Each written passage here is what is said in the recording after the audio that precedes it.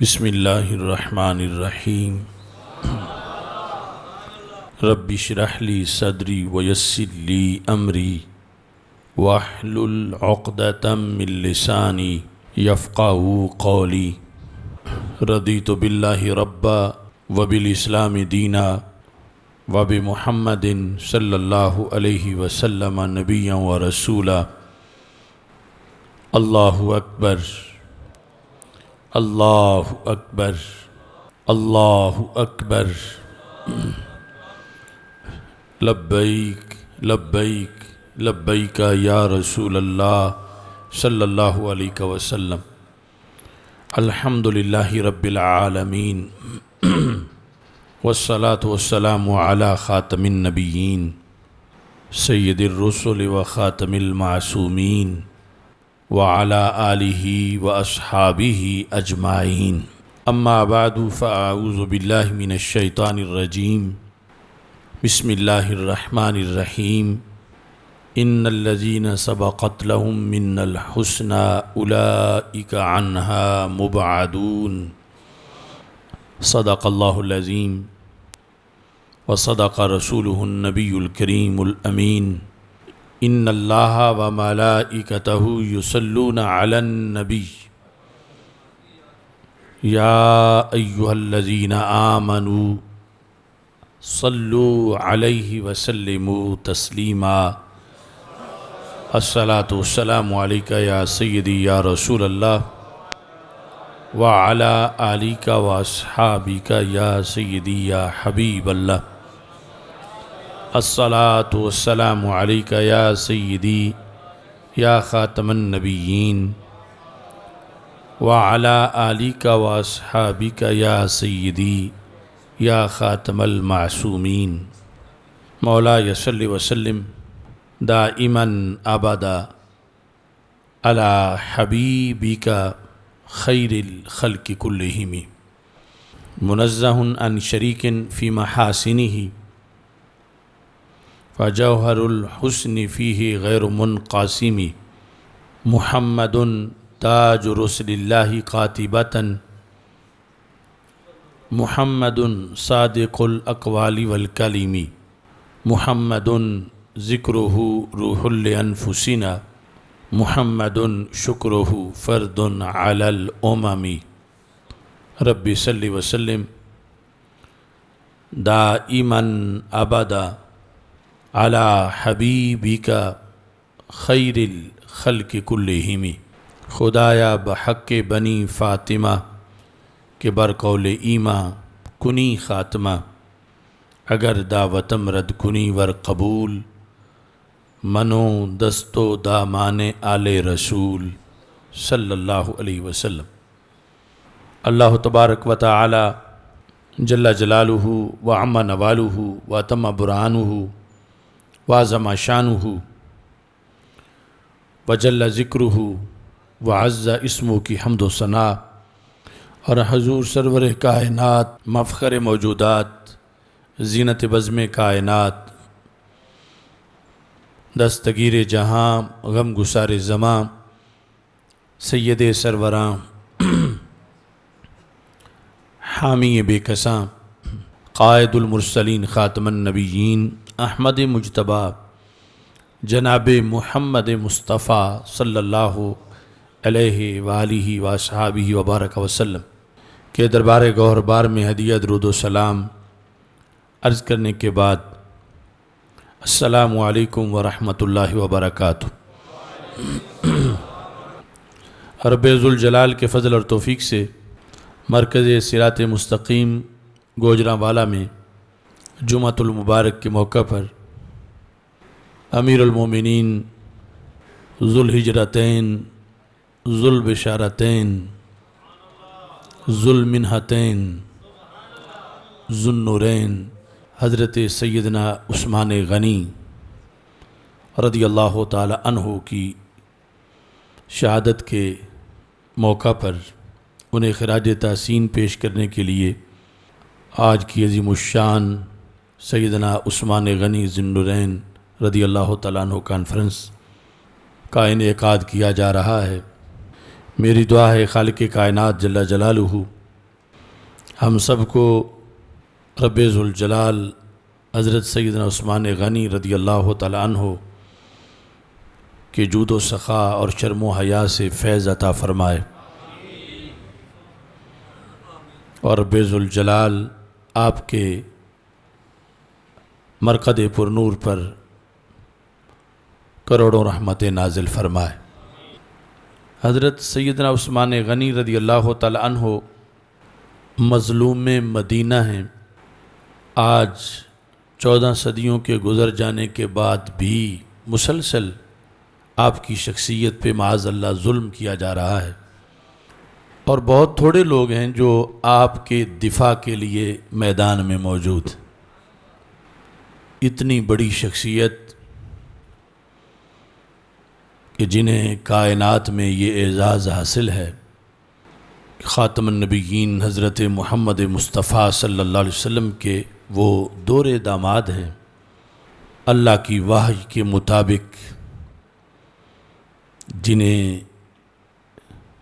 یہ شرف عطا کیا گیا، اور نبی اکرم نور مجسم شفیع معظم صلی اللہ علیہ وسلم نے جن کی خلافت کی ہی خوشخبری نہیں دی بلکہ خلافت کے آخری لمحے تک ان کے برحق ہونے کا بھی فیصلہ سنایا۔ آج کے ناہنجار ان کے خلاف جب بھونکتے ہیں تو جہنمیوں کا تو کام ہی ہے بھونکنا، مگر افسوس ان پہ ہے جو ان جہنمیوں کے ساتھ بیٹھتے ہیں اور اس کو وحدت امت اور اتحاد امت کا نام دیتے ہیں۔ جس زمانے میں بھی جس نے بھی اہل بیت اطہار رضی اللہ تعالی عنہم پہ معمولی سا بھی ظلم ڈھایا یا کسی لحاظ سے ان کے خلاف کوئی میلا لفظ بولا، وہ کائنات کا بدترین انسان قرار پایا، اور اس شخص کا اگر وہ اقتدار میں تھا وہ عہد بڑا گھنونا قرار پایا۔ مگر تاریخ میں وہ ادوار کہ جہاں صحابہ کرام رضی اللہ تعالی عنہم پہ سب و شتم کیا گیا اور صحابہ کرام رضی اللہ تعالی عنہم کے دفاع کو نظر انداز کیا گیا، اور صحابہ کرام رضی اللہ تعالی عنہم کے بارے میں غیرت کو سلا دیا گیا، تاریخ میں وہ ادوار بھی بڑے بھیانک ادوار ہیں، اور اس وقت ہم جس دور سے گزر رہے ہیں یہ وہ دور ہے کہ جس میں صحابہ کرام رضی اللہ تعالی عنہم کے خلاف روزانہ حملے ہو رہے ہیں، اور دفاع کرنے والے اپنی ذمہ داری بہت تھوڑی محسوس کر رہے ہیں۔ بہت تھوڑے لوگ ہیں جو سمجھتے ہیں کہ ہماری ذمہ داری ہے، اور پھر دفاع کرنے والوں پر عرصہ حیات تنگ کیا جا رہا ہے۔ یہ کائنات میں نشیب و فراز آتے رہے ہیں۔ صحابہ کرام رضی اللہ تعالی عنہم کے خلاف اس وقت جو انٹرنیشنل سطح پر توہین اور تخریب اور گستاخی کا جو سلسلہ جاری ہے، اس وقت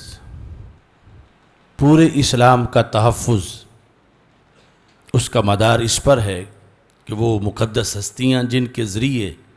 پورا قرآن ہم تک پہنچا، پورا اسلام ہم تک پہنچا، ان کے مقام و مرتبہ پر اپنا ایمان بچانے کے لیے پہرا دیا جائے۔ یہ پہرا دینا اس لیے مشکل ہوتا جا رہا ہے، کچھ سادات یہ اپنا فریضہ ہی نہیں سمجھتے کہ جس دین پر وہ ہیں، اس دین کو پھیلانے میں اور آگے پہنچانے میں جن ہستیوں نے کردار ادا کیا، جو حضرت سیدنا علی المرتضیٰ رضی اللہ تعالی عنہ کو بھی مقتدا اور پیشوا ہیں، ان کے کردار پر پہرا دینا، عزت و ناموس پہ پہرا دینا کتنا ضروری ہے۔ حضرت سیدنا عثمان غنی رضی اللہ تعالی عنہ، نبی اکرم نور مجسم شفیع معظم صلی اللہ علیہ وسلم نے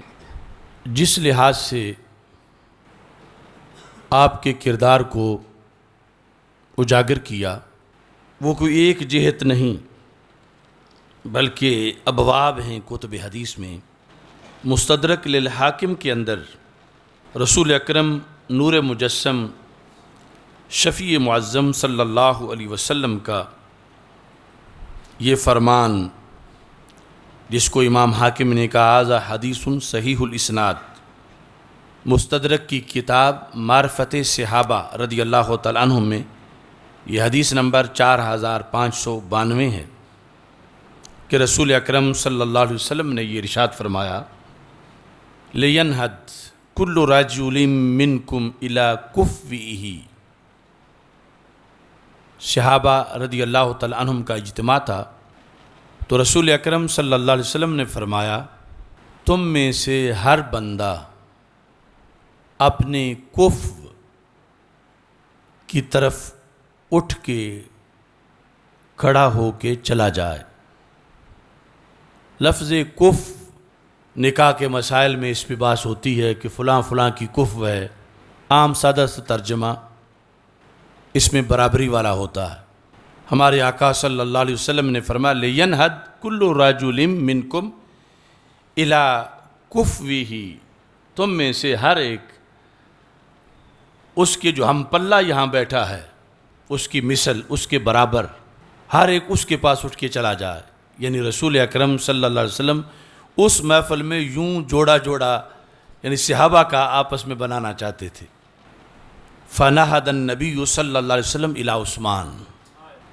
تو رسول اکرم صلی اللہ علیہ وسلم خود اٹھ کے حضرت عثمان غنی رضی اللہ تعالیٰ عنہ کے پاس تشریف لے گئے۔ وہ رسول صلی اللہ علیہ وسلم کہ جن کے ہم پلہ نبیوں میں بھی کوئی نہیں، غیر نبی کیسے ہو سکتا ہے؟ لیکن رسول اکرم نور مجسم شفیع معظم صلی اللہ علیہ وسلم اس موقع پر اپنے عثمان رضی اللہ تعالی عنہ کا مقام و مرتبہ قیامت تک کچھ لوگوں کے لیے واضح کرنا چاہتے تھے۔ لفظ ہیں فنہد النبی صلی اللہ علیہ وسلم، سرکار پہلے بیٹھے تھے، اعلان جب کیا تو اعلان کے بعد خود اٹھ کھڑے ہوئے، الی عثمان فاتنقہ، جا کے حضرت عثمان غنی رضی اللہ تعالی عنہ کو جپا مار لیا، معانقہ کیا۔ حضرت عثمان غنی رضی اللہ تعالی عنہ سے جا کر ذات رسول صلی اللہ علیہ وسلم نے خود معانقہ فرمایا، اور معانقہ فرمانے کے بعد فرمایا انت ولی فی الدنیا والآخرہ، عثمان تم دنیا میں بھی میرے ولی ہو، آخرت میں بھی میرے ولی ہو۔ یعنی اس حدیث کے بارے میں امام حاکم نے کہا ھذا حدیث صحیح الاسناد، تو نبی اکرم نور مجسم شفیع معظم صلی اللہ علیہ وسلم کسی موقع پر کسی کو نوازتے تھے، کسی موقع پر کسی کو نوازتے تھے، اور اہل سنت سرکار کی ہر نوازش پر یقین رکھتے ہیں۔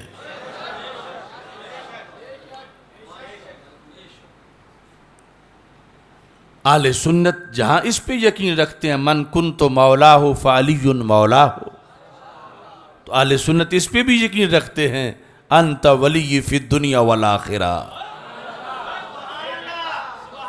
لفظ مولا اور ولی ایک ہی ہے،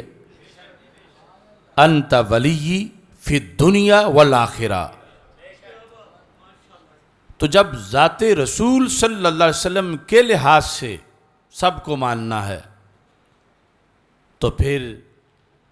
رسول اکرم نور مجسم شفیع معظم صلی اللہ علیہ وسلم نے جنہیں بھی نوازا سرکار کے غلام کا کام ان سب کو سلام کرنا ہے اور سب کو ماننا ہے۔ انت ولی فی الدنیا والآخرہ، عثمان تم دنیا میں بھی میرے ولی ہو اور آخرت میں بھی میرے ولی ہو۔ جب عثمان غنی رضی اللہ تعالی عنہ دنیا میں سرکار کے ولی ہیں، دو ہی تو بڑے جہان ہیں، دنیا اور آخرت، تو دنیا میں حضرت عثمان غنی رضی اللہ تعالی عنہ کے بارے میں فیصلہ بھی زبان رسالت نے فرما دیا اور آخرت کا فیصلہ بھی فرما دیا، تو پیچھے اعتراض کی کون سی جگہ باقی رہے گی؟ یعنی یہ جو کالے کالے بھونکتے ہیں اور ان کے ساتھ وہ جو رافضی گدے ہیں، ہمارے کئی سادات جفیاں لگا کے بیٹھتے ہیں، ہمارے کئی علمی مراکز ان کو اپنے گھر بلا لیتے ہیں، اور ساتھ یہ بھی دعویٰ ہے کہ ہمارا صحابہ سے پیار ہے۔ جو کمینہ حضرت عثمان غنی رضی اللہ تعالی عنہ کو بیت المال کا مال لوٹنے والا کہے معاذ اللہ، جس عثمان غنی کے پیسے سے اسلام سارا پھیلا۔ مسجد نبوی شریف کو دیکھ لو، وہ میٹھے کنویں کو دیکھ لو، وہ جنگوں کی تیاریوں کو دیکھ لو، اتنا بڑا اعتراض کر کے پھر وہی کمینہ کہتے ہیں ہم وحدت امت کے لیے سب کو ساتھ ملا رہے ہیں، اور ہمارے بے غیرت پیر کیسے میں ان کو کہوں، بے غیرت، جو اپنے مدارس میں بھی اس کو بلاتے ہیں، اپنے گھروں میں بلاتے ہیں، اور پھر اس کے پاس جا کے بیٹھتے ہیں اور اس کو وحدت امت کہتے ہیں۔ تو میں کہتا ہوں تم جن کی ہو انہی کے شمار ہو، تم سنیوں کی ترجمانی نہیں کر رہے، تم روافض ہو، ان کے پاس جا کے انہی کے ایک شمار ہو، کیوں غلط کارڈ استعمال کرتے ہو، دھوکہ دیتے ہو؟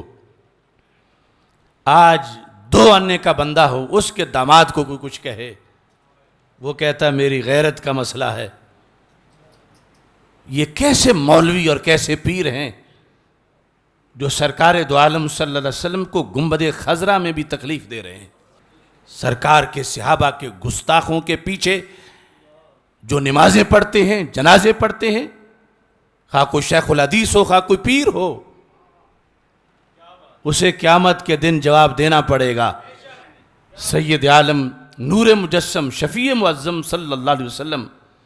اب اس کے اندر بھی جب سرکار اٹھ کے تشریف لے گئے،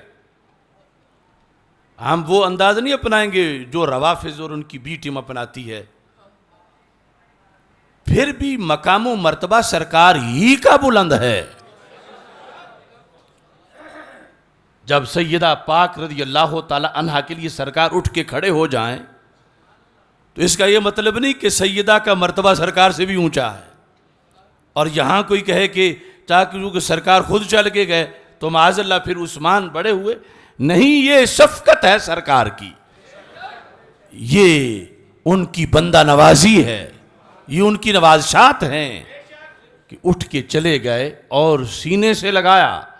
اور سینے سے لگا کر دنیا کو بتایا عثمان کو غیر نہ سمجھو، فَأَنْتَ وَلِيِّ فِي الدُّنْيَا وَالْآخِرَةِ، تم دنیا میں بھی میرے ولی ہو اور آخرت میں بھی میرے ولی ہو۔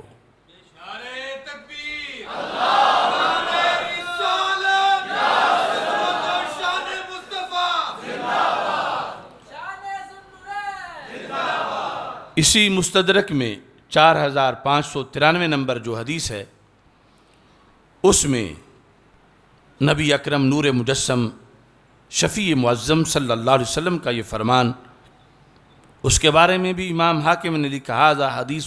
صحیح الاسناد، اس میں لفظ یہ ہیں، یا طلحہ انہ لیس من نبی الا ولہ رفیق من امتہ معہ فی الجنہ،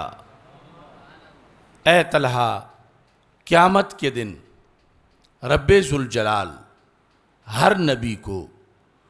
اس کی امت میں سے جنت میں ایک رفیق دے گا اس کی امت میں سے، اور فرمایا وَإِنَّ عُثْمَانَ رَفِيقِي وَمَعِي فِي الْجَنَّةِ، کہ حضرت عثمان غنی رضی اللہ تعالی عنہ رفیقی و معی، حالانکہ رفاقت میں بھی معیت ہوتی ہے، لیکن رسول اکرم نور مجسم شفیع معظم صلی اللہ علیہ وسلم نے ساتھ علیحدہ بھی یہ ارشاد فرمایا کہ عثمان غنی رضی اللہ تعالیٰ عنہ میرے رفیق ہیں اور میرے ساتھ ہوں گے یہ جنت میں۔ فقال طلحہ تو اللہم نعم، تو حضرت طلحہ نے گواہی دی کہ یا رسول اللہ صلی اللہ علیہ وسلم میں بھی اس بات کا اعتراف کرتا ہوں۔ جنت کے اندر حضرت عثمان غنی رضی اللہ تعالی عنہ کی جو جلوہ گری ہے اس کے لحاظ سے یہ جو ذی النورین آپ کا لقب ہے، اس کی نورانیت صرف دنیا میں نہیں عقبہ میں بھی ہے۔ دنیا کے اندر جو نورانیت ہے، سیر و اعلام النبلاء جلد نمبر 2 میں 567 صفحے پر یہ الفاظ موجود ہیں۔ حضرت عثمان غنی رضی اللہ تعالی عنہ کے بارے میں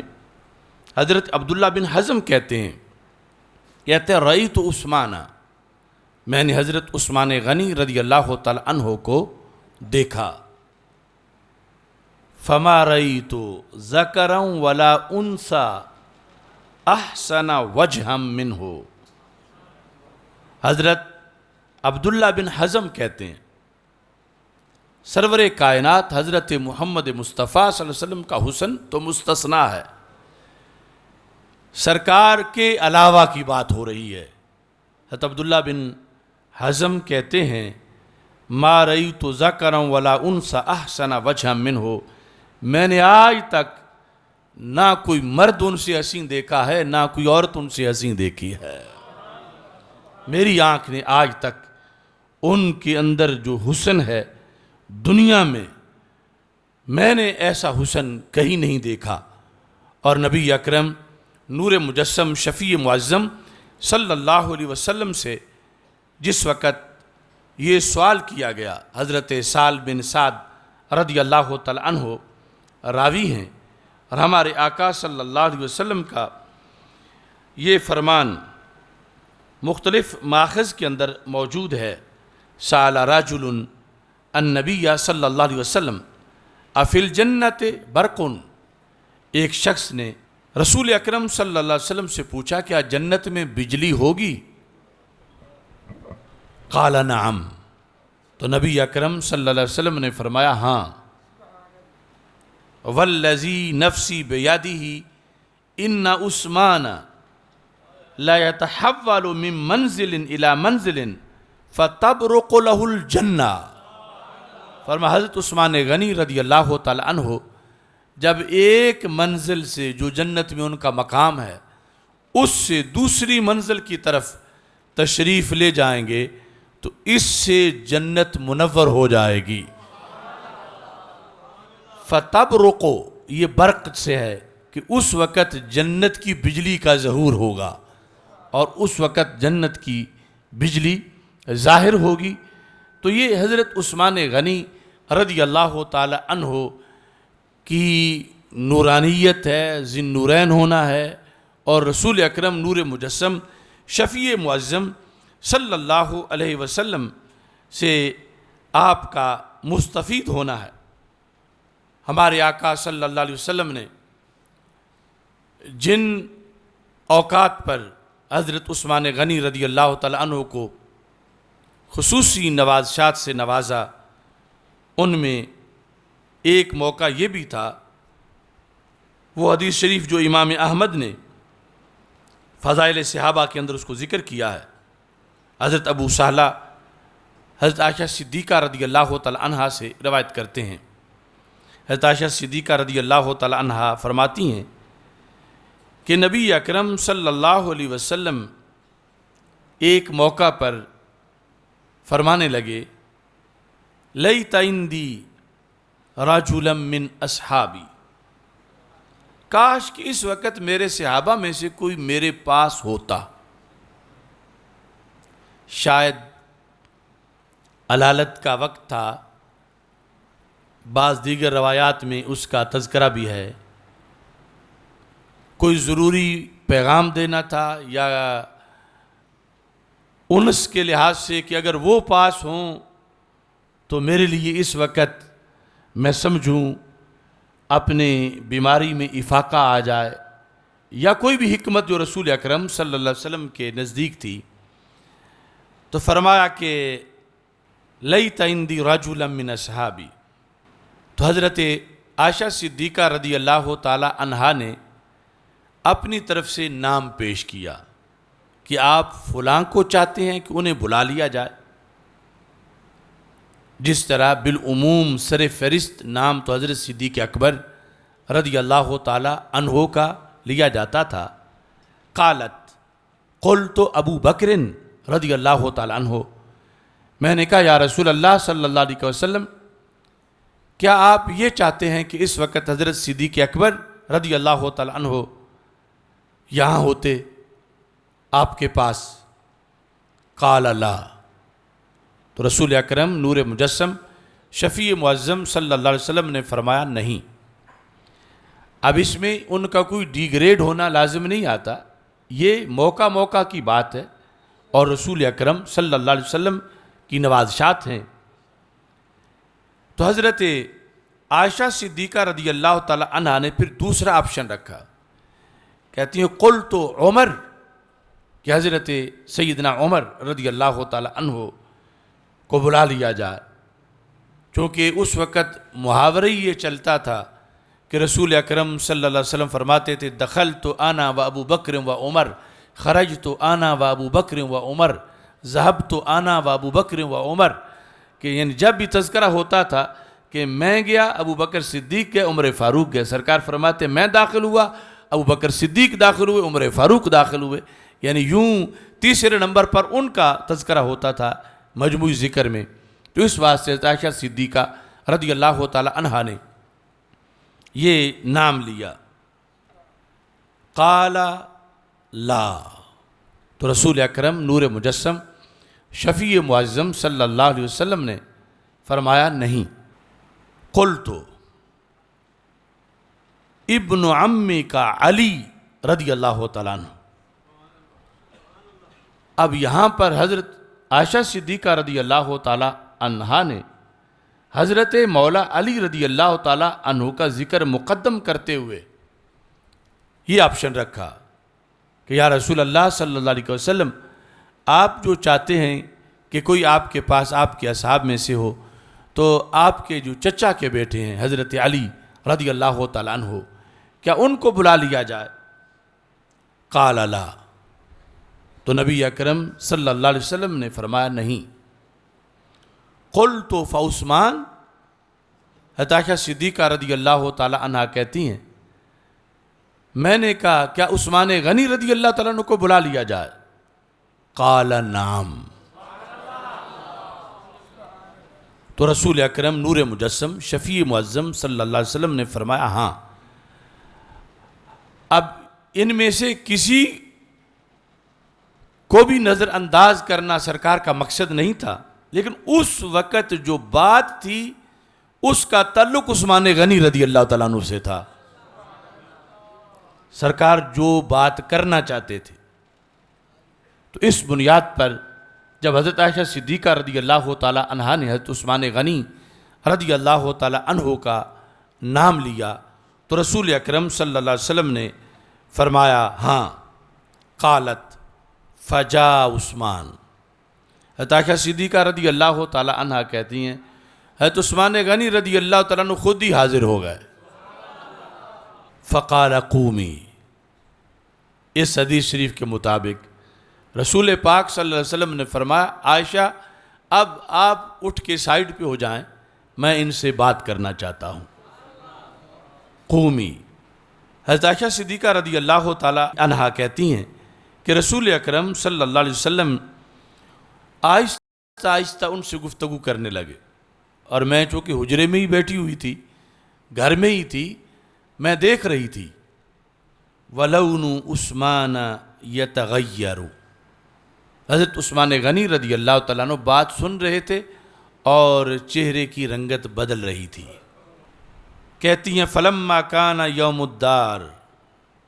جب وہ دن آیا جب حضرت عثمان غنی رضی اللہ تعالیٰ عنہ محبوس تھے مدینہ منورہ میں، قُلْنَا أَلَا تُقَاتِلُوا، تو ہم نے کہا آپ امیر المومنین ہیں، یہ تھوڑے سے باغی ہیں، اسلامی فوج بہت بڑی ہے، تو آپ ان کے خلاف ایکشن کیوں نہیں لیتے؟ یہ جنہوں نے آ کے مدینہ منورہ میں شورش برپا کر رکھی ہے،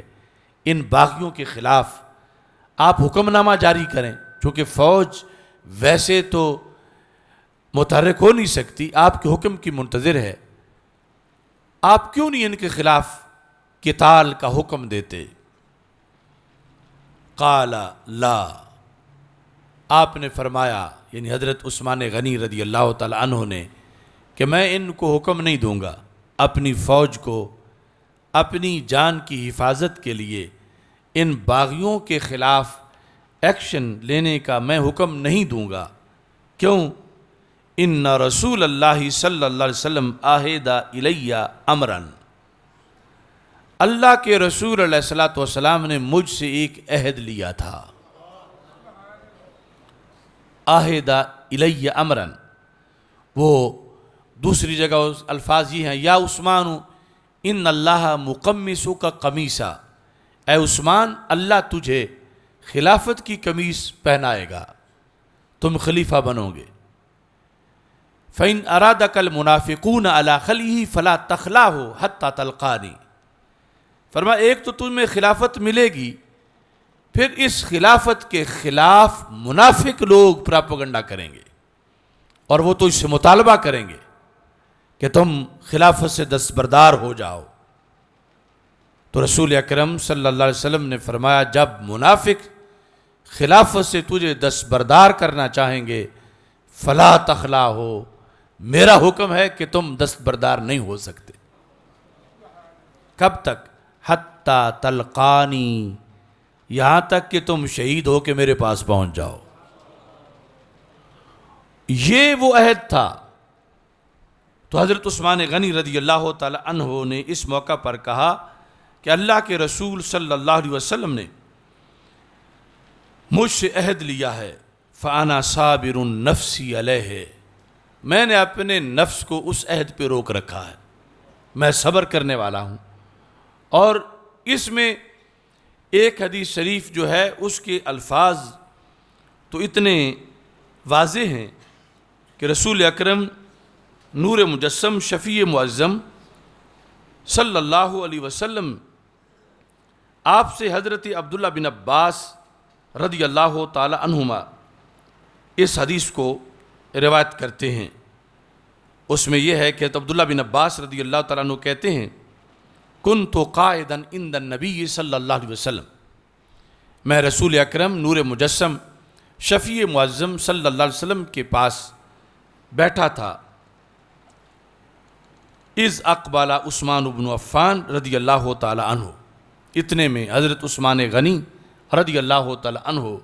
حاضر خدمت ہوئے۔ فلما دنا منہ، جب حضرت عثمان غنی رضی اللہ تعالی عنہ قریب ہوئے رسول اکرم صلی اللہ علیہ وسلم کے، تو نبی اکرم صلی اللہ علیہ وسلم نے ایک غیب کی خبر دی۔ یہ غیب کی خبر واضح لفظوں میں، یا عثمان تقتل، عثمان تجھے شہید کیا جائے گا، وَأَنْتَ تَقْرَأُ سُورَةَ الْبَقَرَةِ، تجھے اس حالت میں شہید کیا جائے گا کہ تمہاری زبان پر سورہ بقرہ کی تلاوت جاری ہوگی۔ اب کالے تو ویسے ہی حدیث بیان نہیں کر سکتے، لیکن خوارج وہابیہ جو کہتے ہیں نبی کو کل کی خبر نہیں، وہ یہ کیسے بیان کر سکتے ہیں کہ رسول اکرم صلی اللہ علیہ وسلم نے وہ وقت، وہ حالت، وہ کیفیت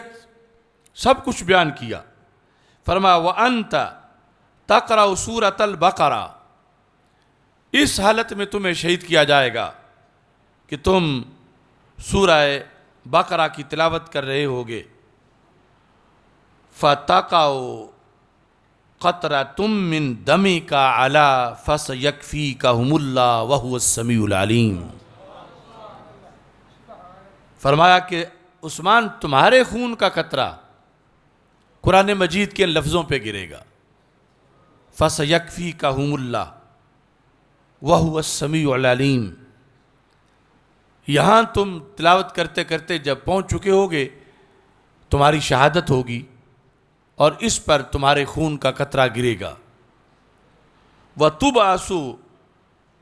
يَوْمَ الْقِيَامَةِ أَمِيرًا عَلَىٰ كُلِّ مَخْذُولٍ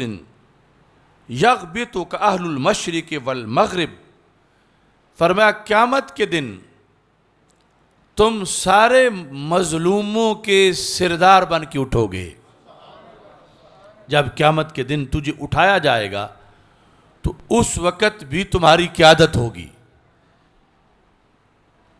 یغبطک اہل المشرق والمغرب، تمہارا مقام و مرتبہ دیکھ کر اہل مشرق بھی رشک کریں گے، اہل مغرب بھی رشک کریں گے. یعنی جو دنیا میں مظلومیت تو تمہیں برداشت کرنی پڑے گی، شہادت ہو جائے گی اور اس طرح کے معاملات سارے سامنے آئیں گے، لیکن یہ بالآخر تمہاری عظمت ہی کی دلیل ہے. رسول اکرم نور مجسم شفیع معظم صلی اللہ علیہ وسلم فرماتے ہیں کہ قیامت کے دن میدان معاشر میں بھی تمہارا خصوصی پروٹوکول ہوگا کہ اس پروٹوکول کو دیکھ کر اہل مشرق کو رشک آئے گا، کاش کہ یہ مرتبہ ہمیں ملتا. اہل مغرب کو رشک آئے گا، کاش کہ یہ مرتبہ ہمیں ملتا. اور فرمایا کہ وَتَشْفَعُ فِي عَدَدِ رَبِيَّةَ وَمُدَرَّ، عرب کے دو بڑے قبیلے، ایک ربیہ اور دوسرا مدر، ان دونوں کی عددی جو آبادی تھی، گنتی تھی، ان کے جو افراد تھے وہ بہت زیادہ تھے. تو رسول اکرم نور مجسم شفیع معظم صلی اللہ علیہ وسلم نے ارشاد فرمایا کہ عثمان تم صرف اکیلے ہی جنت میں نہیں جاؤ گے، بلکہ جتنی تعداد مدر اور ربیہ قبیلے کے لوگوں کی ہے، اتنے کے بارے میں تمہاری سفارش کو بھی رب قبول فرمائے گا اور تمہاری سفارش سے وہ لوگ بھی جنت میں جائیں گے. اس بنیاد پر ہمارے آقا صلی اللہ علیہ وسلم کے یہ فرامین اور جن میں بطور خاص رسول پاک صلی اللہ علیہ وسلم نے یہ فرمایا کہ ان ارادک المنافقون علی خلعہ فلا تخلعہ، کہ اگر منافق اس کو اتارنا چاہیں گے اس قمیص کو تو آپ اس قمیص کو مت اتارنا، یعنی خود دستبردار ہو جانا اور بات ہے. ان لوگوں کا جو ظلم ہے اور مقابلے میں آ کھڑے ہیں یہ اور معاملہ. تو حضرت عثمان غنی رضی اللہ تعالی عنہ نے جس وقت تجاویز پیش کی جا رہی تھی آخری وقت میں بھی، اور تجاویز متعدد جہاد سے پیش کی جا رہی تھی اور متعدد تجویزیں تھیں کہ ایک یہ ہے کہ آپ مکہ مکرمہ میں چلے جائیں، گھر کے پچھلی جانب سے نکلیں اور وہاں حج کا موقع ہے، کبار صحابہ ہیں اور آپ کی حفاظت ہو جائے گی. دوسرا یہ کہ آپ شام میں چلے جائیں، وہاں حضرت امیر معاویہ رضی اللہ تعالی عنہ گورنر ہیں اور آپ کی حفاظت ہو جائے گی. اور تیسرا یہ ہے کہ اگر کہیں بھی نہیں جانا تو اپنی فوج کو حکم دیں کہ وہ ان باغیوں کا صفایا کرے، امیر المومنین کے خون کی حفاظت کرے. تو آپ نے تینوں کو مسترد کر دیا. فرمایا کہ یہ مدینہ ہمارا دارالہجرت ہے، مکہ کی عظمت بڑی ہے، مگر مکہ میں اندر تھے ہم تو پھر ہمیں رب نے مقام بڑھا کے مدینہ عطا کیا تھا، اور پھر اب مدینہ میں مدینہ سے آگے کس جگہ کا مقام ہے کہ میں جان بچانے کے لیے وہاں چلا جاؤں. یہاں شہادت مجھے کہیں اور جا کر زندہ رہنے سے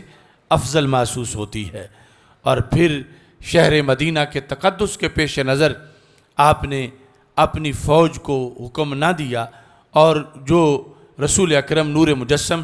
شفیع معظم صلی اللہ علیہ وسلم نے عہد لیا تھا، حضرت عثمان غنی رضی اللہ تعالیٰ عنہ اپنے اس عہد پر قائم رہے اور اسی پر اس دنیا سے رخصت ہوئے۔ آپ کا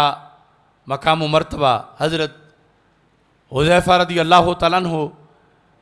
جو کہ اسپیشلسٹ تھے کہ رسول اکرم صلی اللہ علیہ وسلم نے ان کو غیوب کی مختلف اخبار کا اسپیشلسٹ بنایا ہوا تھا، مینا کے میدان میں حضرت سیدنا عمر رضی اللہ تعالیٰ عنہ نے پوچھا، حذیفہ اب میں اپنے اختتامی وقت کی طرف جا رہا ہوں، کس کی طرف لوگوں کی نگاہیں ہیں میرے بعد؟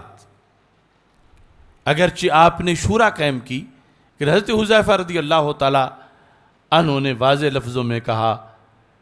کہ لوگوں کے سامنے اب جو ہستی ہے وہ عثمان غنی رضی اللہ تعالیٰ عنہ کی ہستی۔ نبی اکرم نور مجسم شفیع معظم صلی اللہ علیہ وسلم کی طرف سے جو اشارات تھے ان میں ایک تو وہ موقع تھا کہ جب مسجد نبوی شریف کے لیے پتھر اٹھا کے رکھے جا رہے تھے تو ترتیب یہ تھی کہ نبی اکرم صلی اللہ علیہ وسلم نے پہلے خود رکھا، پھر پتھر حضرت صدیق اکبر رضی اللہ تعالیٰ عنہ نے رکھا، پھر پتھر حضرت عمر رضی اللہ تعالیٰ عنہ نے رکھا، پھر پتھر حضرت عثمان غنی رضی اللہ تعالیٰ عنہ نے رکھا۔ تو کسی نے پوچھا کہ یہ ترتیب کیوں ہے؟ فرمایا یہ میرے بعد خلافت کی ترتیب ہے۔ اور نبی اکرم نور مجسم شفیع معظم صلی اللہ علیہ وسلم سے حضرت جابر رضی اللہ تعالیٰ عنہ یہ روایت کرتے ہیں، اور الاصابہ کے اندر یہ حدیث شریف موجود ہے کہ ہمارے آقا صلی اللہ علیہ وسلم نے ارشاد فرمایا صحابہ کے اجتماع میں، اُرِیَ اللَّیلَةَ رَجُلٌ صَالِحٌ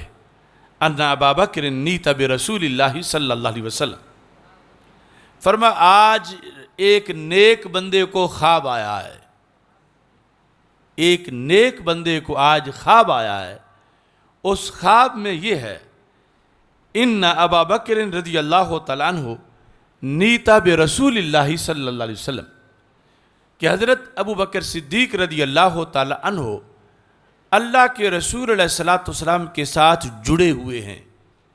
ان کا ہاتھ اللہ کے رسول علیہ السلام کے ساتھ اٹیچ ہے۔ اس نیک بندے نے یہ خواب دیکھا ہے،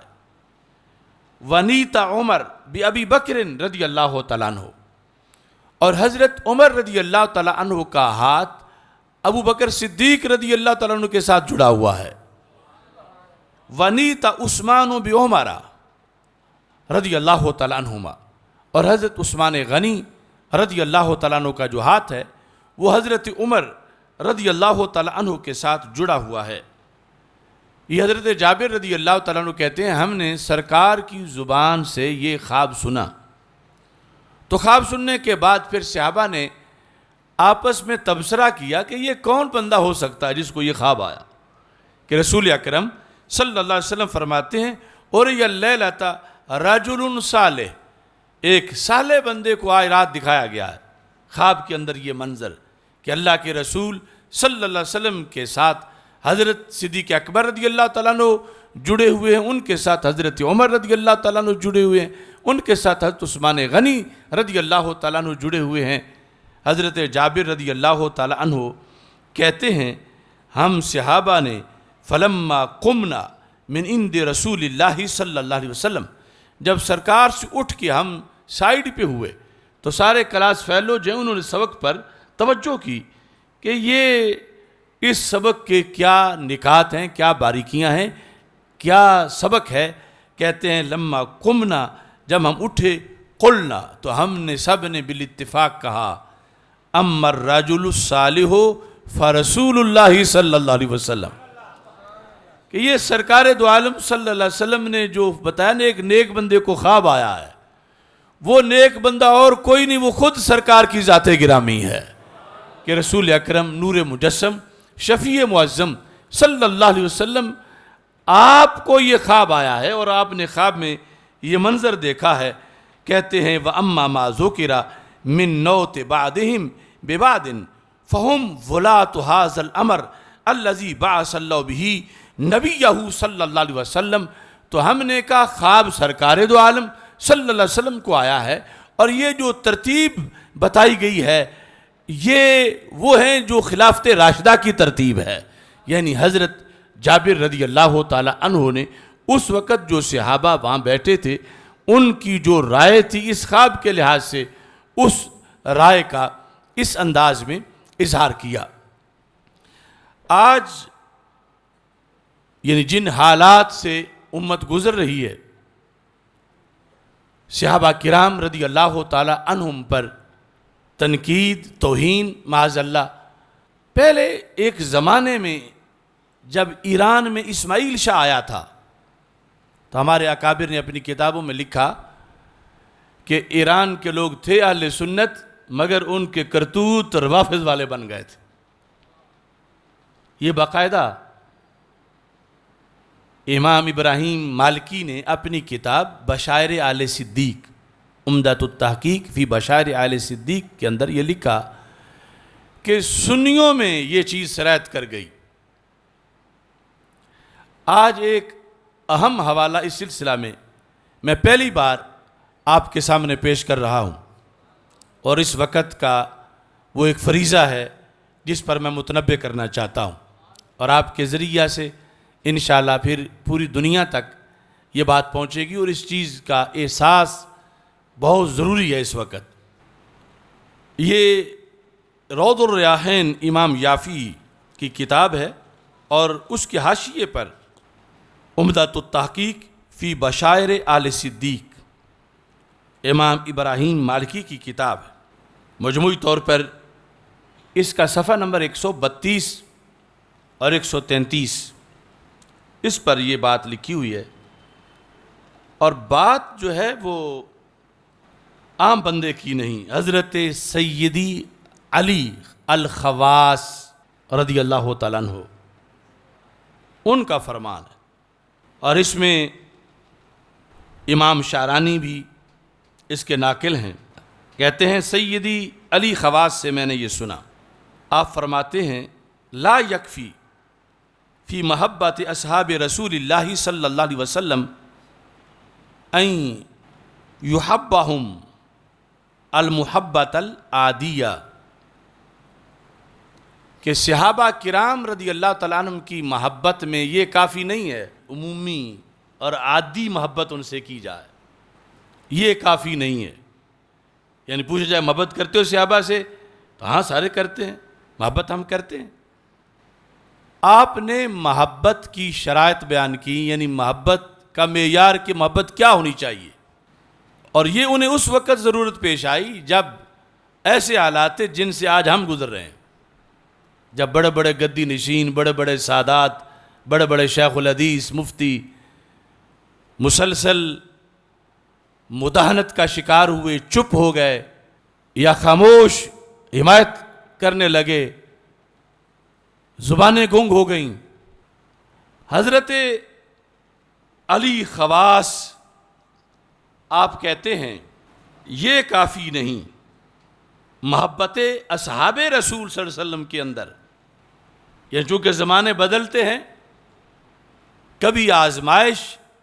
محبت اہل بیت رضی اللہ تعالیٰ عنہ کی بنیاد پہ ہوتی ہے، اور کبھی آزمائش محبت صحابہ رضی اللہ تعالیٰ عنہ کے لحاظ سے ہوتی ہے، اور کبھی دونوں کے لحاظ سے ہوتی ہے.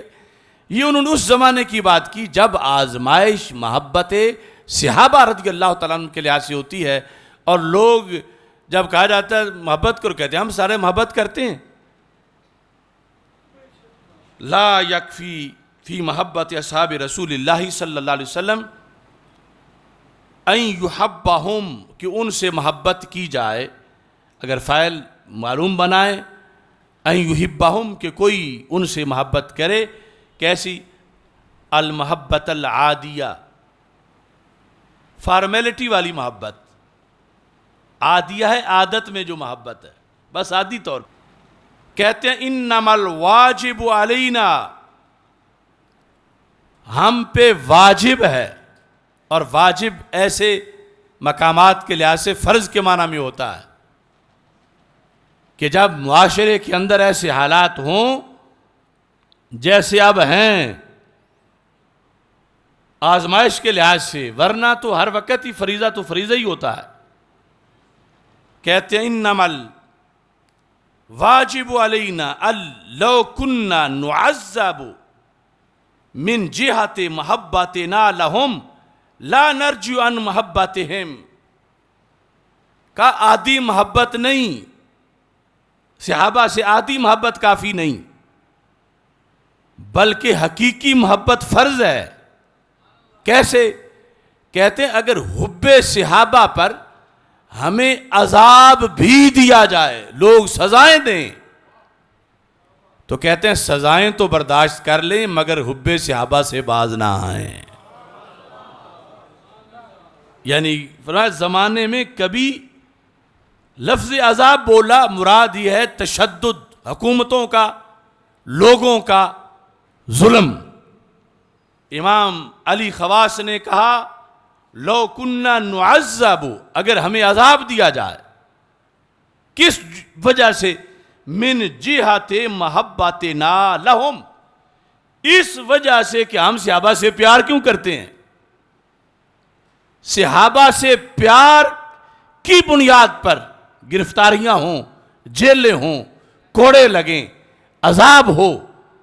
تو حضرت علی خواص فرماتے ہیں واجب ہے ہم پر لا نرجو عن محبتہم، ہم ہر ظلم تو برداشت کر لیں مگر حب صحابہ سے باز نہ آئیں۔ لا نرجو عن محبتہم، ان کی محبت سے باز نہ آئیں۔ ایسے حالات تاریخ میں پہلے بھی آئے، جن حالات کا آج ہمیں سامنا ہے، اور ہمارے اکابر یہ لکھ گئے۔ آپ نے فرمایا کہ تم نے تاریخ میں پڑھا ہے توحید کے لیے لوگوں کو تڑپایا گیا، حضرت بلال کے سینے پہ پتھر رکھے گئے۔ امام علی خواص نے کہا جس طرح حضرت بلال توحید کے لیے ہر ظلم برداشت کر گئے، ایسے ہی ایک زمانہ آئے گا حب صحابہ کے لیے بھی ہر ظلم برداشت کرنا پڑے گا۔ یہ باقاعدہ لفظ لکھے انہوں نے، اور یہ اس وقت ہے جس وقت سادات اہل سنت کا کہ ان صحابہ کی وجہ سے سارا دین آیا، اور جب وہ آ کر پارٹی بازی میں چلے جائیں یا رشتہ داریاں دیکھیں، آج کئی آستانوں پہ ایران کی اے ٹی ایم گردش کر رہی ہے، وہاں جا کے بیٹھتے ہیں، فوٹو سیشن ہوتا ہے، اور اپنے پیٹ کو وحدت امت کا نام دیتے ہیں، اور پھر گنگ ہو چکی ہیں زبانیں۔ جس طرح کسی مکان کو لوٹنا ہو تو پہلے پہرے دار کو ٹارگٹ کیا جاتا ہے کہ وہ دروازے پہ کھڑا ہے، بلا وجہ ہمیں ٹارگٹ نہیں کیا گیا تھا۔ رب کعبہ کی قسم، حشر کو ہوگا یہ معلوم، یہ سارے کسی نہ کسی طرح الا ماشاء اللہ اس چین کا حصہ بنے۔ آج صحابہ کے گستاخوں کے پیچھے کھڑے ہو کر نمازیں پڑھ رہے ہیں، اور کسی کو پتہ ہی نہیں کہ صحابہ کے گستاخ کے پیچھے کھڑا ہونا کتنا جرم ہے، اور حب صحابہ کے قربانیاں مانگتی ہے۔ حضرت علی خواص آپ نے یہ لکھا، فرماتے ہیں لو کننا نعذب من جہت محبتنا لہم لا نرجو عن محبتہم کما لا نرجو عن محبت ایماننا بالتعظیم کما وقع لبلال رضی اللہ تعالی عنہ و صہیب رضی اللہ تعالی عنہ و عمار رضی اللہ تعالی عنہ 3 صحابہ کے نام لے کر حضرت علی خواص نے کہا جیسے دین برحق کے لیے، توحید و رسالت کے لیے حضرت بلال رضی اللہ تعالیٰ عنہ نے تشدد برداشت کر لیا مگر اللہ اللہ کہنا نہیں چھوڑا، جس طرح حضرت صہیب رضی اللہ تعالیٰ عنہ نے تشدد برداشت کر لیا مگر توحید و رسالت کا نظریہ نہیں چھوڑا، جس طرح حضرت عمار رضی اللہ تعالیٰ عنہ نے مشرکوں کا تشدد برداشت کر لیا مگر دین برحق کو نہیں چھوڑا۔ حضرت علی خواص کہتے ہیں قیامت تک ہم بھی ہر تشدد برداشت کر جائیں گے مگر حب صحابہ کو نہیں چھوڑیں گے۔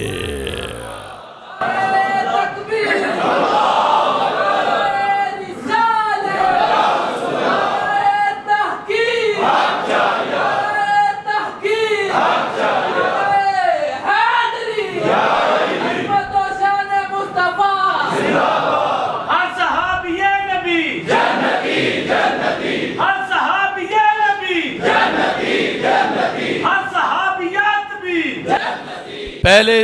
ان کا ذکر کر کے، یعنی جیسے پورے ایمان اسلام کے لحاظ سے توحید و رسالت والی اس وقت جنگ تھی کہ جو کلمہ پڑھتے تھے قریش ان کو کفار مکہ باندھتے تھے، مارتے تھے، تو حضرت علی خواص رضی اللہ تعالیٰ عنہ نے کہا جیسے انہوں نے تشدد برداشت کیا مگر توحید کو نہیں چھوڑا، کہا حب صحابہ پر بھی ایسی آزمائش ہوگی، حب صحابہ پر بھی ایسی قربانیاں مانگی جائیں گی، حب صحابہ پر بھی اس طرح کے حالات بن جائیں گے، اور آج وہ حالات ہیں، اور ہم یہ حوالہ پوری ذمہ داری کے ساتھ آج کے وقت کی ایک آواز سمجھ کے پیش کر رہے ہیں، اور لوگ محسوس کریں اس چیز کو۔ بڑے بڑے ستون چھت کے نیچے سے سائٹ پہ ہو گئے اور یہ پرواہ نہیں کی کہ چھت قیمتی کتنی ہے اور چھت کے نیچے کیا کچھ قیمتی ہے، اپنی سہولتوں کے لیے، اپنی واہ واہ کے لیے، اپنے بلے بلے کے لیے۔ آج ہے اس جہاد کا وقت جو سیدنا بلال رضی اللہ تعالیٰ عنہ، سیدنا عمار رضی اللہ تعالیٰ عنہ، سیدنا صہیب رضی اللہ تعالیٰ عنہ نے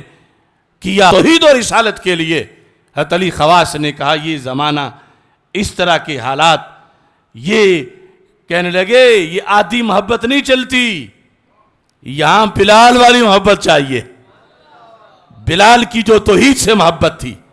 سیدنا بلال کی جو رسالت سے محبت تھی، وہ محبت آج درکار ہے حب صحابہ میں۔ اس محبت پر قائم رہنا ضروری ہے۔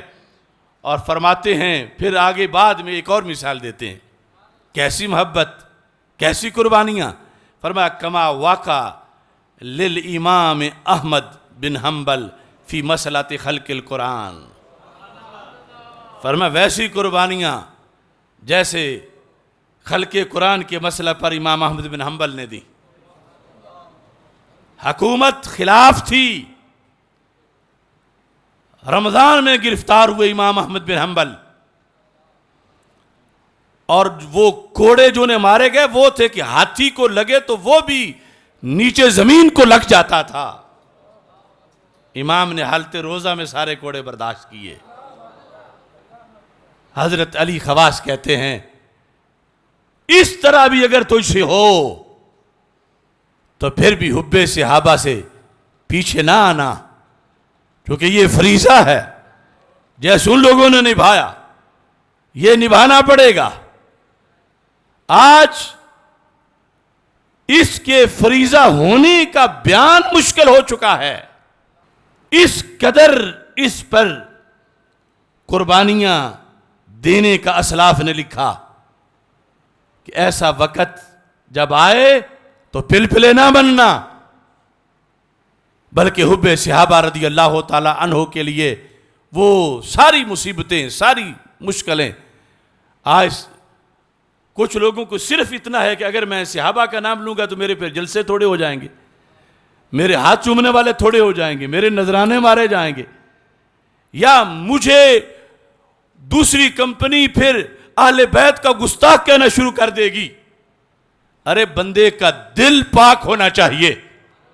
یہ الٹے لٹک کے بھی کو گستاخ کہیں تو ان جہنمیوں کے کہنے سے کیا ہوتا ہے؟ معاملہ تو اللہ سے کلیئر ہونا چاہیے, اللہ کے رسول علیہ السلام سے کلیئر ہونا چاہیے, سادات کرام سے, اہل بیت اطہار صحابہ کرام رضی اللہ تعالیٰ عنہم. ورنہ حق پرستوں کو روکنے کے لیے ہمیشہ الزام تو لگے. کیا امام اعظم ابو حنیفہ پہ الزام نہیں لگا؟ بڑا بھاری الزام. کیا امام بخاری رحمت اللہ علیہ پہ الزام نہیں لگا؟ بڑا بھاری الزام. کیا امام احمد رضا بریلوی پہ الزام نہیں لگا؟ بڑا بھاری الزام. اگر لونڈوں کے الزام کی وجہ سے اذانیں بند ہو جاتی تو کب سے دین بند ہو جاتا. لہذا ڈٹ جاؤ. یہ آزمائش ہے حب صحابہ کے لحاظ سے. اس معاشرے میں جھنڈے لہرا رہے ہیں حب اہل بیت رضی اللہ تعالیٰ عنہم کے, اور یہ بڑی اچھی بات ہے. مگر ہر دوسرے دن کوئی بکتا ہے صحابہ کے خلاف, چینلوں پر, مدارس میں, مساجد میں, گلیوں میں, محلے میں, اور دفاع کے لیے جنہوں نے اٹھنا تو ان کو نیند آئی ہوئی ہے اور وہ بھی سوچ رہے ہیں علی خواص کا فتویٰ سنو اور ناموس صحابہ پر پہرا دینے کے لیے وہ کردار ادا کرو جو حضرت بلال رضی اللہ تعالیٰ عنہ نے توحید کے لیے کردار ادا کیا تھا. یہ لفظ لکھے, فرمایا جس طرح مسئلہ خلق قرآن کے اندر امام احمد بن حنبل نے کردار ادا کیا. پھر کہتا ہے فَمَن لَمْ يَحْتَمِلْ فِي حُبِّ الصِّحَابَةِ مِثْلَ مَا حَمَلَ هَؤُلَاءِ. فرمایا جو بندہ ایسی قربانی نہیں دیتا حب صحابہ میں جیسی قربانی حضرت بلال رضی اللہ تعالیٰ دے گئے توحید کے لیے, رسالت کے لیے, حضرت صہیب, حضرت عمار رضی اللہ تعالیٰ عنہم, امام احمد بن حنبل جیسی قربانی مسئلہ خلق قرآن میں دے گئے, تو یہ حضرت علی خواص کہتے ہیں جو حب صحابہ میں ایسی قربانی نہیں دیتا فَمَحَبَّتُهُ مَدْخُولَ, کہا اس کی محبت نہیں جس محبت پر کل قیامت کے دن پاس ہونا ہے اور جنت جانا ہے. یہ وہ محبت ہے کروڑوں تیر بھی لگ جائیں پھر بھی حب صحابہ کا نعرہ بلند کرتا رہے. حضرت علی خواص کا اگلا جملہ فرماتے ہیں فَتَأَمَّلْ یا اخی,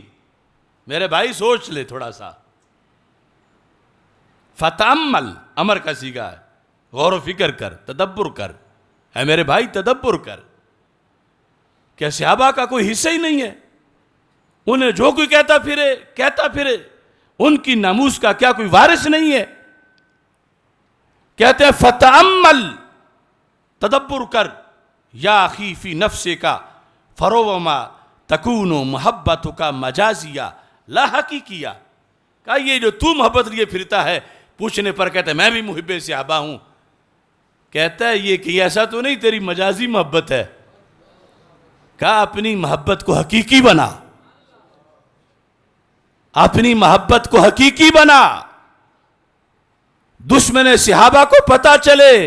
ہر گھر میں محب صحابہ ہے, ہر گلی میں محب صحابہ ہے, ساری مسجدیں محب صحابہ, سارے ادارے, ساری درگاہیں, خانقاہیں آج دھاندلی مچی ہوئی ہے. گستاخی بھی انہی کی ہوتی ہے اور پھر اوپر جو ان کا تحفظ کرے پرچے بھی انہی کے خلاف کاٹے جاتے ہیں, جیلوں میں بھی انہیں بند کیا جاتا ہے. اس بنیاد پر آج اس مسجد رضا مجتبیٰ سے یہ پیغام حضرت علی خواص کا نشر کر رہا ہوں, اور اس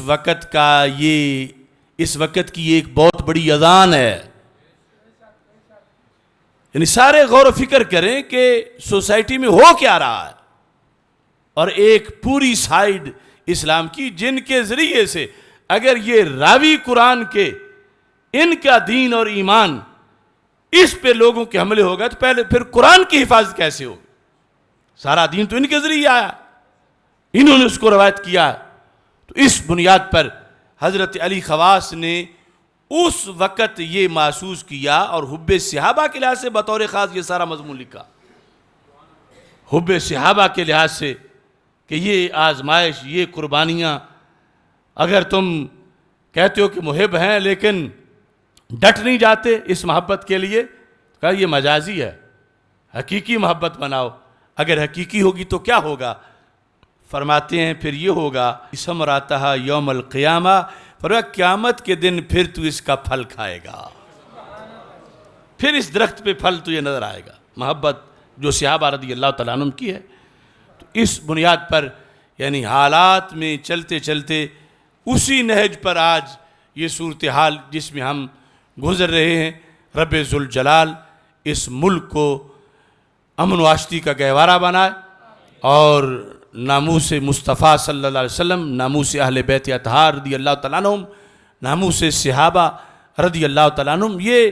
سارا مکمل اہل سنت و جماعت کا وہ منشور ہے جس پر اللہ کے فضل سے ہمارے سارے اسلاف شروع سے قائم رہے ہیں۔ اب ایک بار الحمد شریف، 3 بار کل شریف پڑھ کے ملک کریں۔ ایک تو شہید مدینہ حضرت عثمان غنی رضی اللہ تعالی عنہ کی روح کے ایصال ثواب کے لیے، اور دوسرا یہ ہے کہ میرے شیخ کامل حافظ الحدیث امام اہل سنت حضرت پیر سید محمد جلال الدین شاہ صاحب نقشبندی قادری قدس سر العزیز، آپ کی عظیم صاحبزادی جو بہت بڑی ولیہ تھیں، چند دن پہلے ان کا وصال ہوا، ان کی روح کو ایصال ثواب کرنے کے لیے، اور آج کا دن ہی مفتی محمد عابد جلالی صاحب کے وصال کا دن ہے۔ آج کے دن ان ظالموں کے ظلم کے نتیجہ میں جب میں گرفتار ہو چکا تھا، اور بعد میں میرے گھر میں وہ علیل تھے اور ان کا وصال ہوا، ان کی روح کو ایصال ثواب کرنے کے لیے ایک بار الحمد شریف اور 3 بار کل شریف ملک کریں، اور ہمارے کارکن ہیں شاہروز صاحب، ان کی والدہ محترمہ مرحومہ کے لیے بھی پڑھیں، سارے پڑھ کے میرے ملک کر دیں۔ الحمدللہ رب العالمین والعاقبۃ للمتقین والصلاۃ والسلام علی رسولہ الکریم، اللہم احفظنا بالاسلام قائمین واحفظنا بالاسلام قاعدین واحفظنا بالاسلام راقدین ولا تشمت بنا الاعداء والحاسدین۔ یا الہ العالمین، جو کلام مقدس پڑھی ہے رسول اکرم صلی اللہ علیہ وسلم کے عظیم مرتبہ کے طفیل تیرے دربار میں پیش کرتے ہیں، قبول فرما یا اللہ، اس پہ اجر و ثواب مرتب فرما۔ اس کا صاحب سید المرسلین حضرت محمد مصطفیٰ صلی اللہ علیہ وسلم کی روح پر نور کے لیے پیش کرتے ہیں، قبول فرما۔ آپ کے وسیلہ جلیلہ سے تمام انبیاء کرام علیہم السلام، خلفائے راشدین رضی اللہ تعالیٰ عنہم، اہل بیت اطہار رضی اللہ تعالیٰ عنہم، ازواج مطہرات رضی اللہ تعالیٰ عنہ، صحابہ کرام رضی اللہ تعالیٰ عنہم، تابعین، تبع تابعین، ائمہ طریقت، ائمہ شریعت، جمیع المسلمین والمسلمات کی ارواح کے لیے پیش کرتے ہیں، قبول فرما۔ بالخصوص سیدنا عثمان غنی رضی اللہ تعالیٰ عنہ کی روح پر نور کے لیے پیش کرتے ہیں، قبول فرما۔ یا اللہ، آپ کے مرکز پر نور پر کروڑوں رحمت نازل فرما، آپ کے فیوز و برکات سے ہم سب کو حصہ عطا فرما۔ یا الہ العالمین، جو کچھ پڑھا ہے اس کا ثواب مفتی محمد عابد جلالی صاحب کی روح کے لیے پیش کرتے ہیں، قبول فرما، ان کے درجات کو بلند فرما۔ یا الہ العالمین، جو کچھ پڑھا ہے اس کا ثواب محمد شاہروز جلالی کی